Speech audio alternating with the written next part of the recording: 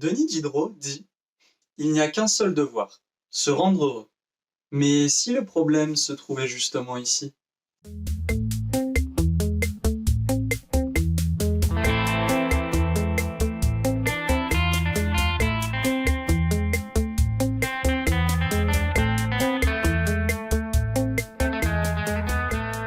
Salut à tous, on se retrouve aujourd'hui pour le troisième épisode du défi de 10 vidéos en 10 jours sur la question du bonheur. Je suis Victor Vieira et je te souhaite la bienvenue sur la chaîne du blog Synopsis. Un blog sur lequel il est question de prendre du recul sur soi et sur le monde qui nous entoure afin d'être plus heureux. Ah, et j'allais oublier, pensez à vous abonner à la chaîne si ce n'est pas déjà fait, et aussi n'hésitez pas à regarder les vidéos précédentes. Alors, la quête du bonheur peut-elle nous rendre malheureux? Jusqu'à aujourd'hui, on a beaucoup traité la question du bonheur comme une démarche individuelle, mais n'y a-t-il pas quelque chose de collectif? Pascal Bruckner, un philosophe, dénonce déjà depuis 1998 l'impératif du bonheur sévissant dans nos sociétés. Il montre comment, depuis la fin de la Seconde Guerre mondiale, la quête au bonheur s'est progressivement muée en injonction bonheur, c'est-à-dire que le droit au bonheur est peu à peu devenu un devoir au bonheur et donc un fardeau. L'homme moderne est condamné à être heureux, et il ne peut s'en prendre qu'à lui-même s'il est malheureux.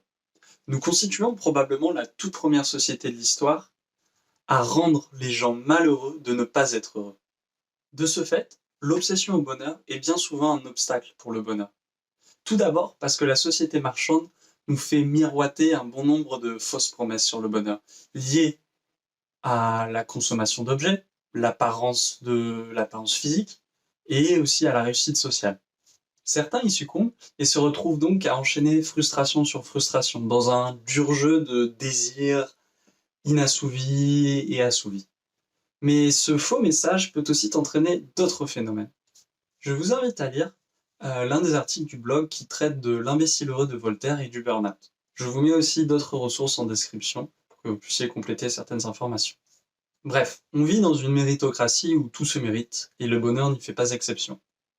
Des études montrent que le malheur résulte plus souvent du fait qu'on s'est fixé des objectifs trop ou trop élevés et qu'on n'arrive pas à les atteindre, à commencer par celui de vouloir être très heureux. Par exemple, nos exigences de bonheur et de perfection se retrouvent beaucoup plus élevées depuis l'avènement des réseaux sociaux.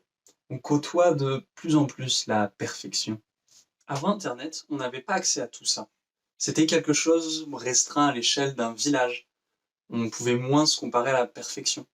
Aujourd'hui, en 2 clics à peine, on peut se retrouver sur Instagram ou sur YouTube, et j'en passe, à côtoyer des corps toujours plus parfaits, des vies de rêve où tout n'est que perfection. Mais on oublie que ceci n'est qu'une vitrine. Mais surtout, par la comparaison, on s'auto-empêche le bonheur. Trop aveugle pour se rendre compte de ce qu'on a. On veut leur ressembler. Mais notre objectif et nos objectifs sont démesurés.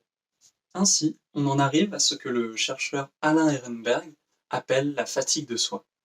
Il nous explique dans ses travaux que les différentes formes de dépression qui affectent l'homme occidental, fatigue chronique, insomnie, anxiété, stress, indécision, sont le prix à payer pour le double impératif d'autonomie et d'accomplissement de soi.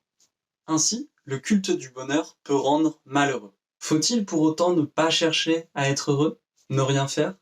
C'est parce que les humains ont souhaité une vie meilleure et ont tout fait pour y parvenir que les grands progrès de l'humanité se sont accomplis.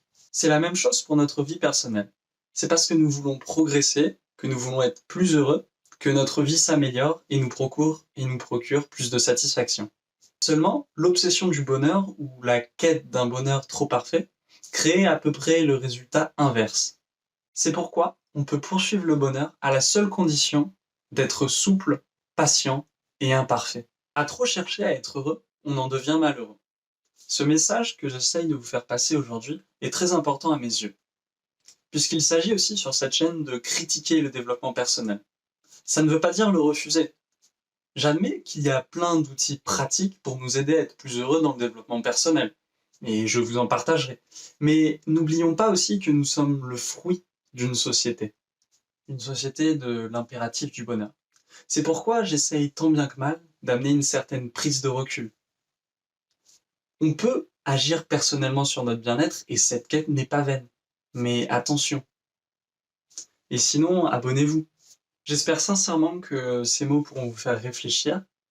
Si ce contenu vous plaît et que mes mots vous parlent, n'hésitez pas à me le partager en commentaire, s'il vous plaît.